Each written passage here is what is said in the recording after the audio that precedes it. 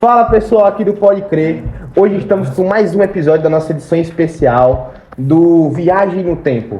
Hoje estamos aqui, bom, para você que não me conhece primeiro, né, eu acho bom me apresentar, sou o João Silva, sou um historiador especializado, onde fiz muitos cursos, não posso dizer, não é mesmo? Viajei o mundo estudando a nossa história e estou ao lado de pessoas surpreendentes. Poderiam falar mais sobre você, começando por você. Olá, tudo bem? Eu me chamo Maria Santos, sou ativista pelo direito dos trabalhadores, sou formada em antropologia e em ciências sociais e é um super prazer estar aqui com vocês. Vamos de volta, né, para a Revolução Operária.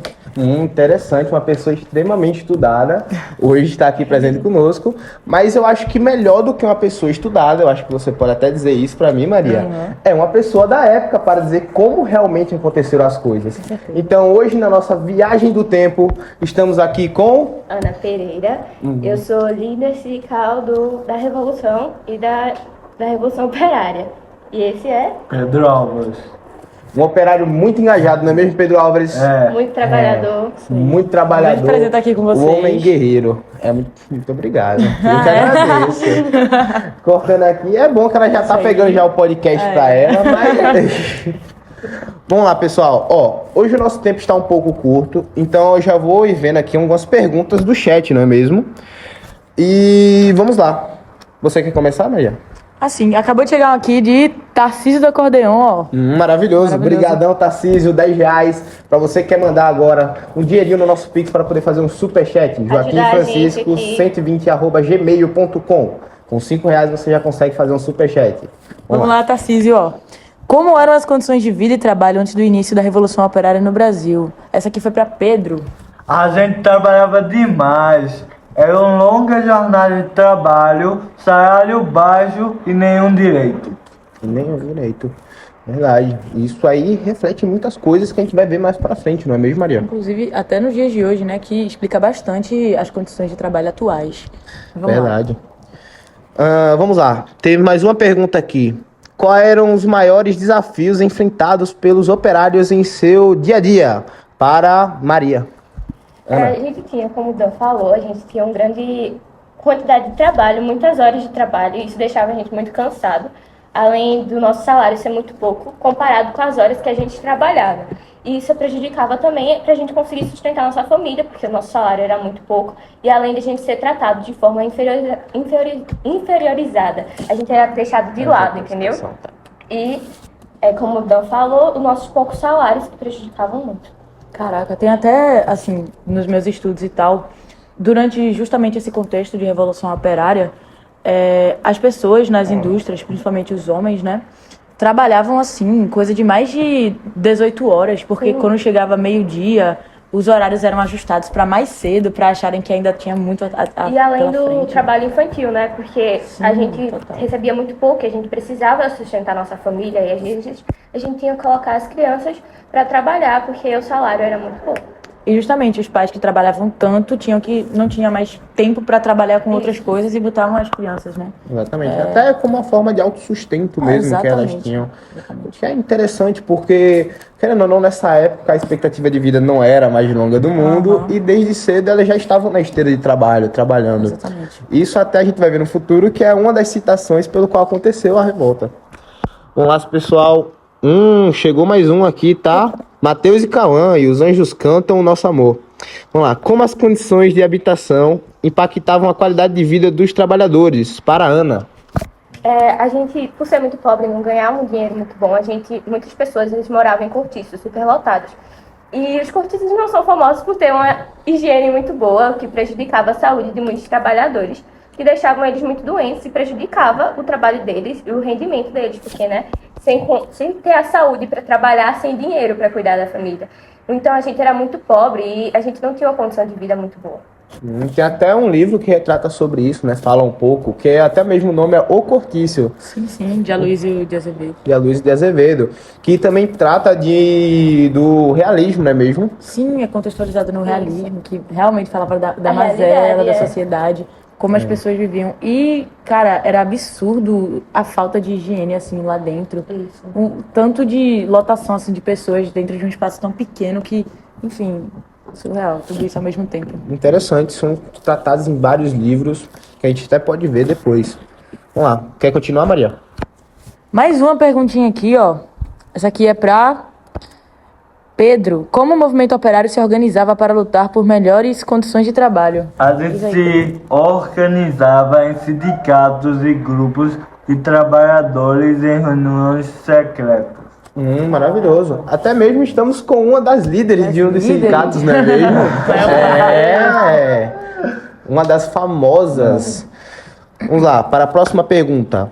Quais foram os principais eventos que levaram ao início da Revolução Operária? Para Pedro Álvares. Começamos com greves. A gente fazia essas greves pra gente a gente precisava ser ouvido, nossa opinião, a nossa indignação. A gente precisava ser ouvido, por isso que a gente fazia greves para as pessoas entenderem a nossa situação. Mas como era? De início foi muito engajado, assim? Ou as pessoas foram participando com o tempo? A gente foi... Como era geral a ideia de, tipo, a gente tá em uma situação péssima, aos poucos a gente foi todo mundo se juntando pra a gente fazer essas revoltas. Então foi, em geral, assim, um conjunto.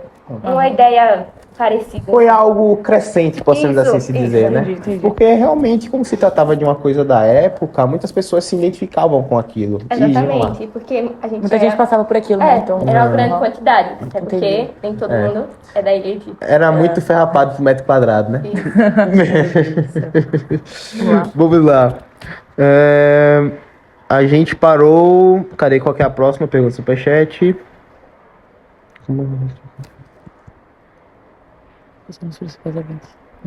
Ok, puxa aí, Maria.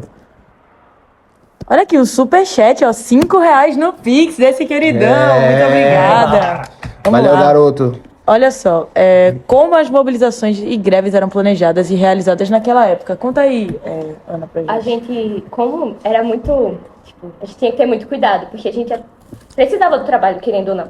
Então a gente fazia tudo em segredo, a gente se encontrava, a gente fazia pequenas reuniões e a gente usava também sinais, assim, pra ninguém descobrir, sabe? Como? Tipo, em palavras, cuidado pra não falar isso em trabalho, a gente vai se organizar assim, dessa forma. A gente se reunia, mas, tipo, em segredo, óbvio, né? Porque a gente precisava, querendo ou não, a gente precisava do pouco dinheiro que a gente ganhava. Entendi. Então, querendo ou não, era mais uma divulgação daquele boca a boca, né? Mais em Isso, segredo, isso. ia contando pro amiguinho ao lado. Uma fofoquinha. Aquela famosa fofoquinha, a Dona Fifi. Era bastante pressão, então, né? Que Isso, vocês É. tinham. tinha medo, né?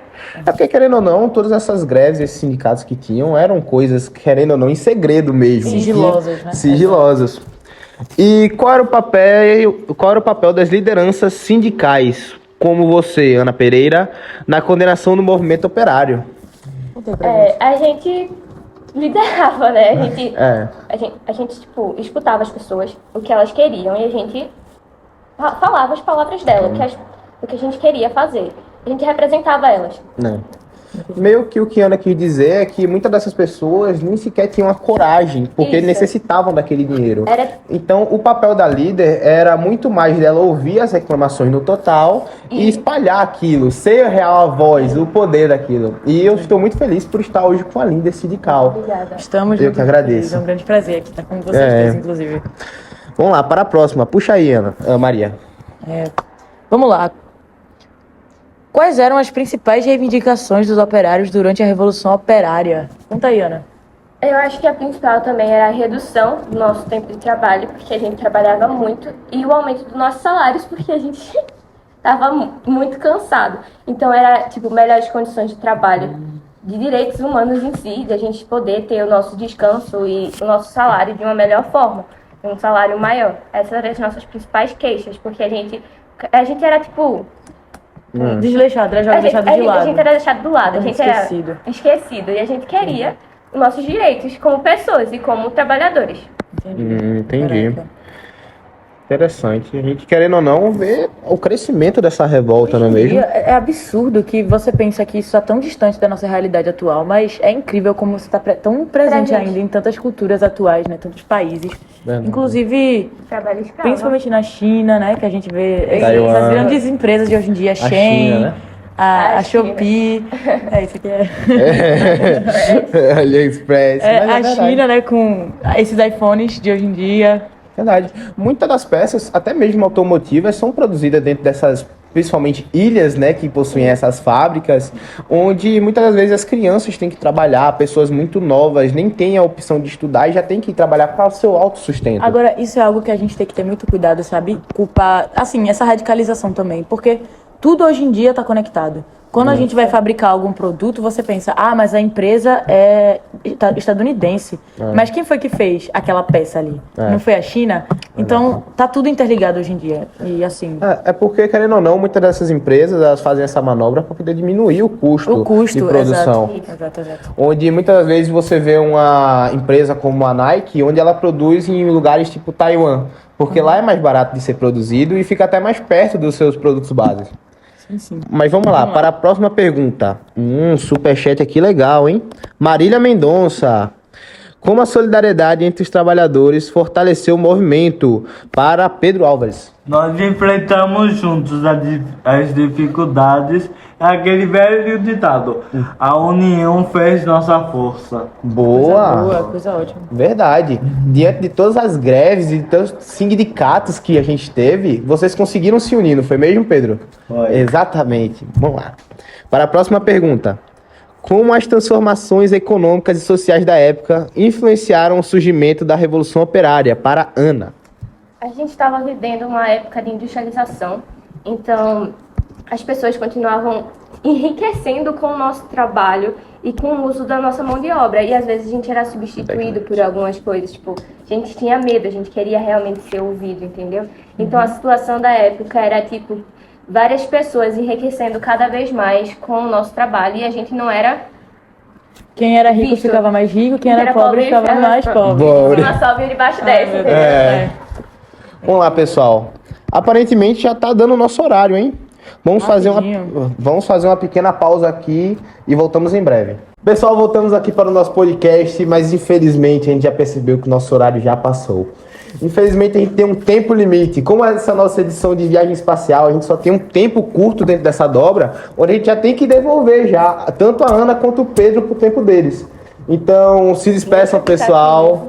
Não, Ela quer ficar aqui, infelizmente você vai ter que voltar a trabalhar. Eu sei que hoje em dia as mulheres têm um pouco Pelo mais amor de de direito, Deus! É. Eu não aguento mais! A gente quer ficar aqui. mas eu juro que em alguns séculos muda. Em Em alguns- alguns séculos vai Seus melhorar. tataranetos irão ficar bem. Mas, vai, muito obrigado pela participação de todos. Muito obrigado, Um grande Maria. prazer. Obrigada por Muito aceitar a obrigado, gente aqui Ana. no seu podcast. É sempre um prazer compartilhar aqui essa experiência. Grandes experiências, querendo ou não, grandes histórias de vidas, não é Exato. mesmo? Coisas que marcaram a nossa história. O passado, ele é muito importante ainda pro presente, pra gente não cometer os mesmos erros, né? Então, E eu quero que vocês saibam, quando voltar no tempo, a importância de vocês. Porque graças a vocês a gente tem o que a gente tem hoje. Exato. Óbvio que ainda temos muito que temos que lutar, mas muito obrigado. Vocês Faça o já. papel de vocês, no tempo de vocês. e vocês também vão muito trabalhar, obrigado. né? Então vamos lá, pessoal do Pode Crer. Muito obrigado. Se quiser mandar um Pix para poder fazer um superchat, o Pix ainda é o mesmo, tá bom, pessoal? Muito obrigado e ficamos por aqui.